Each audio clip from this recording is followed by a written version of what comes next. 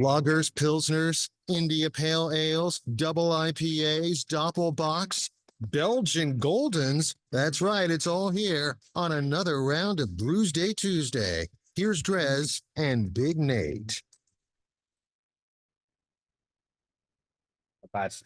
There it is. That's okay. My timing was off. I got carried away showing off this label on the video. Yeah, me too. Another round of Brewsday Tuesday with some big badass burials. I just popped in between bouts of rapture, which is indeed a glorious 10% triple IPA. Now, this is the type of beer that I love to get at burial. So here's the thing.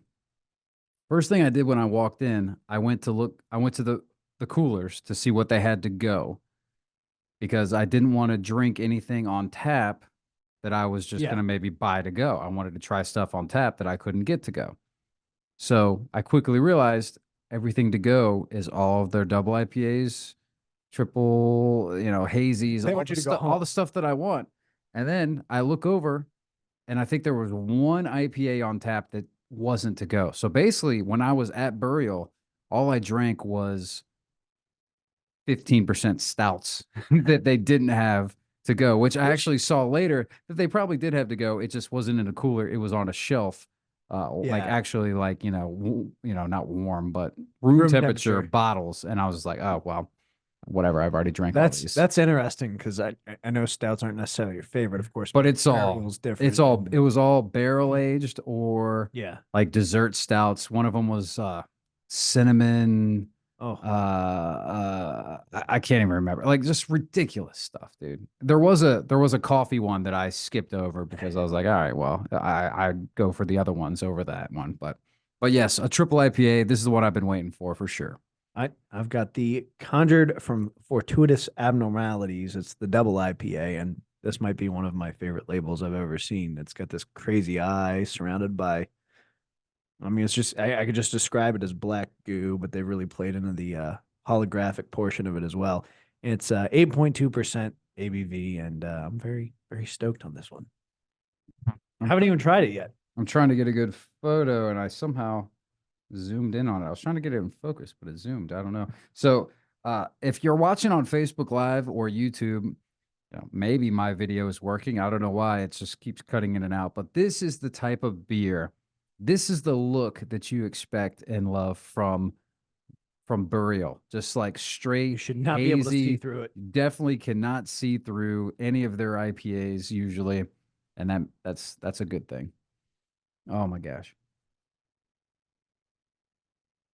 See, that's just glorious. Oh, it smells so absolutely glorious. Oh my Atlanta. I can give it the rating right now, but I guess I could wait. And you've not had any of these before? No, none of these I've had. So, like I said, we went to Burial first, and I was like, well, I'm gonna have to get at least 4 packs, and I figure, we can tailgate on those and whatnot. Then Jay got those other 2, so I was like, okay, well, I guess in my we could maybe save them for another Brewsday, but I'll start. And I only actually had one because they're double IPAs. They're like 8.5%, and I was driving, so I was like, I just need just the one to tailgate with, and I'm good. Like I had the other one out ready to pop it for the walk in. I'm like, I'm not gonna have to chug this at the gate. Like I'm good. Yeah. I don't need to pop another 8% 16-ounce can right now. So I'll just put that back in the cooler and so I've had one of the other 4-pack that I bought, but the other one I have not had. So I have not had any of these beers today so far. So I like to save it for the air, I appreciate that. I think it was yesterday no, it was Sunday. You were checking in on me, and I asked you, you asked how I was feeling, and I asked how much fun you had, and you said, save it for the air. I'll let you know. No, it was a good time. So the other thing we did, which was nice because I knew we were going to just be drinking and eating all day, basically, was I went for a 10K run. It was the what's a K to an L? Now I got to look up what. I don't want to say it wrong. I did post it. I'm pretty sure you saw it on my Facebook. Was it It's a soft J 10K. So It was basically I run to stay classy, a kind of Ron Burgundy yogging, I guess you could Yeah. say, yogging event.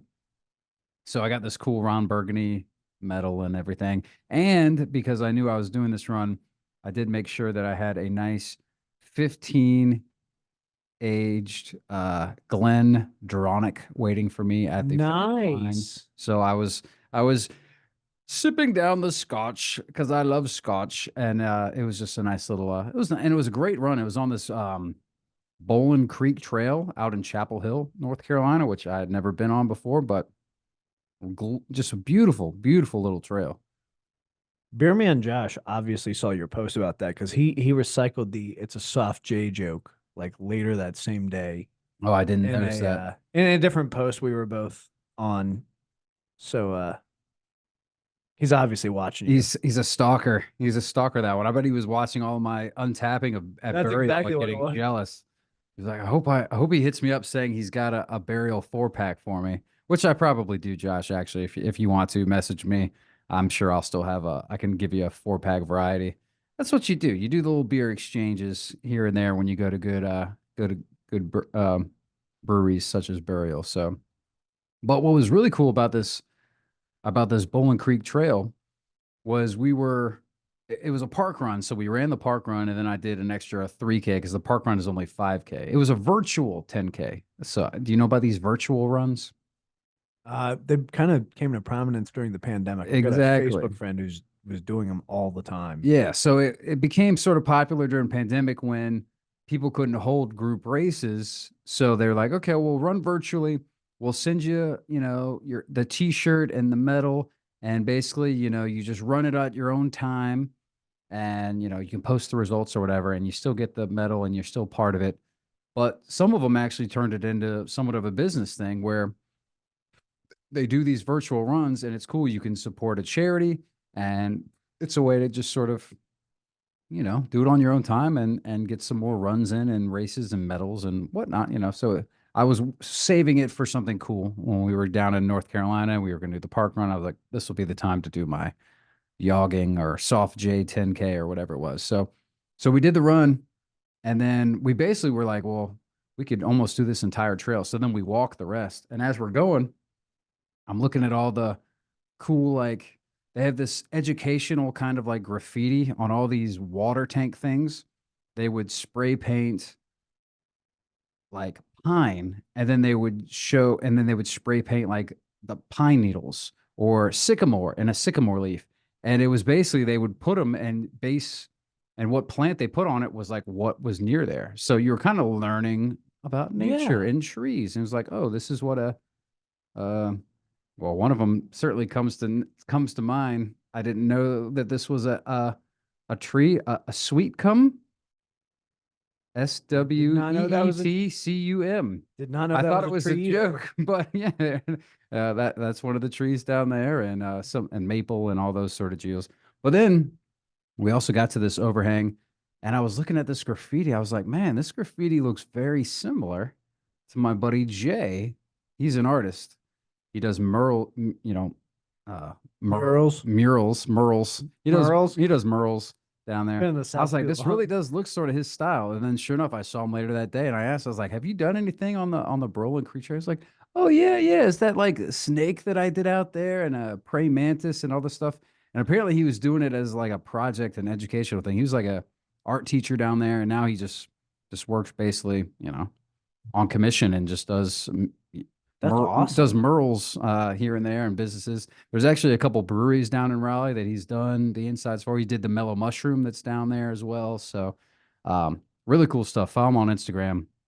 I don't know what his Instagram is, but follow him on Instagram and you'll like his stuff. It's pretty epic. So that was funny. I was just like, that looks like Jay's stuff, and sure enough, he did indeed confirm that it was his stuff. No, that's pretty wild. I wish I had the time and dedication to dedicate to like always that old question like given unlimited time and resources what would you learn to do and I think drawing and painting would be just phenomenal. And you can make the argument learn a musical instrument or And that's so much work because you have to get other people involved. You can draw and paint all by yourself, and then Well- you've got that for you. Well, you don't need to get other people involved to learn an instrument, but Well, both I'm everything sorry, is have you ever heard a drummer just by themselves? yeah, It- drum it- solos. it- They're fantastic. Oh, yeah. See, I fall against drum or guitar solos. Just not my thing. You don't like solos or just those two?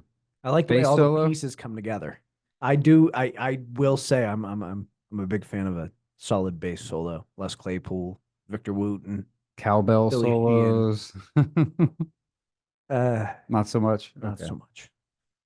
But yeah, I mean, all that sort of craftiness, it's just so time consuming. You have Yeah. to really love it because it takes so much time. What do they say? 10,000 hours to master a Yep. craft or something?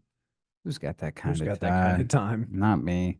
Not the people in the parking lot honking their Yeah, horns. come on. We're doing a radio show over here, I swear.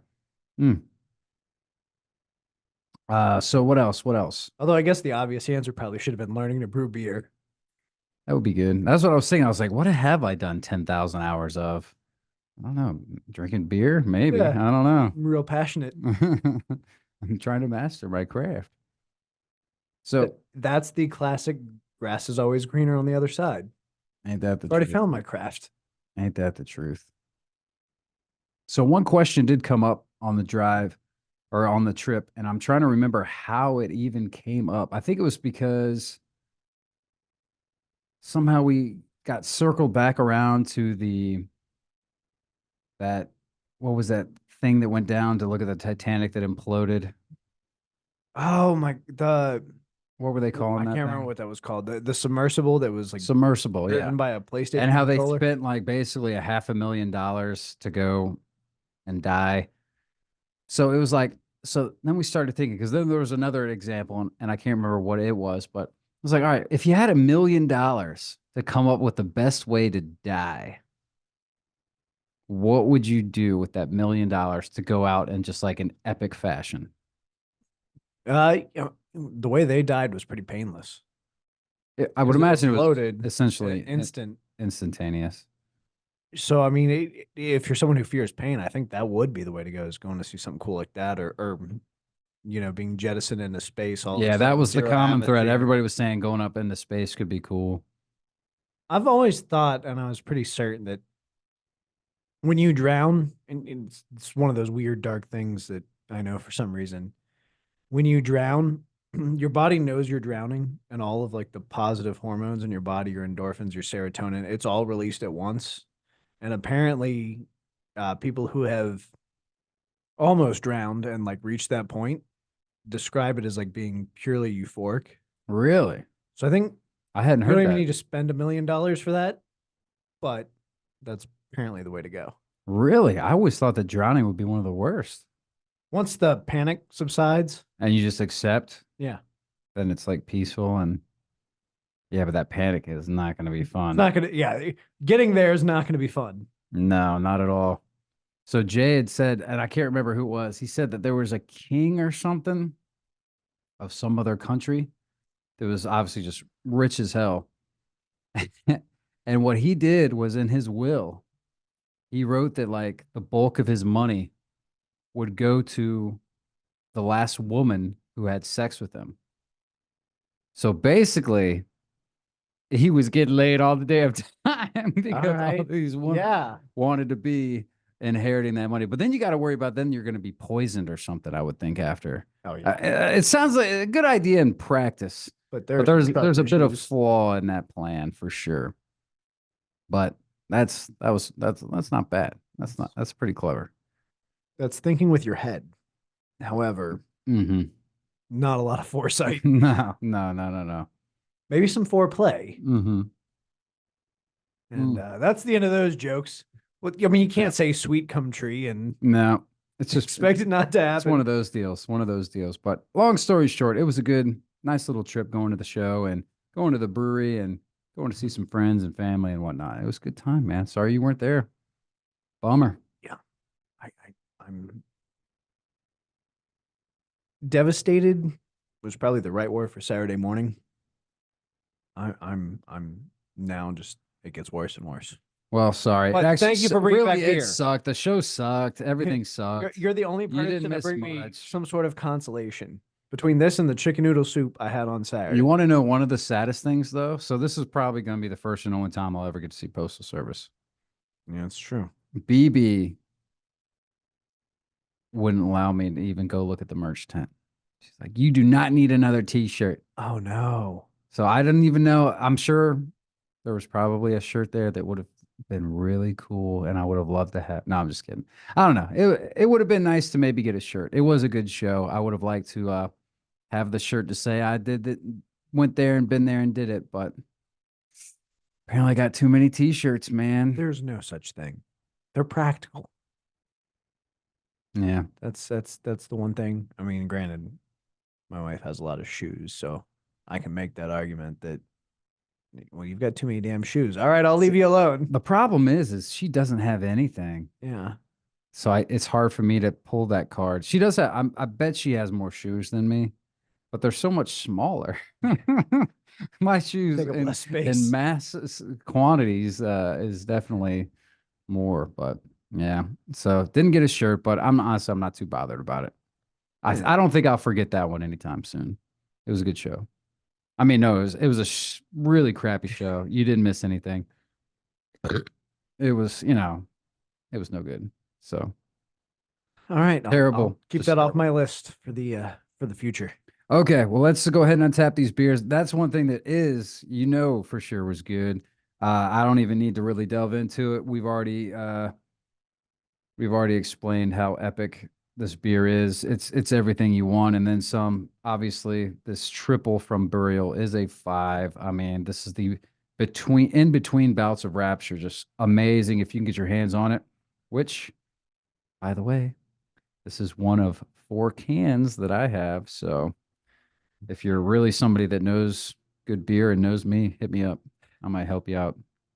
So, I mean, yeah, it's the Burial. We've said all we can probably say about it, but we're going to say it again and again and again because they just consistently put out such a quality product and they really, Top 3 favorite breweries. yeah, absolutely. You Burial, the Veil.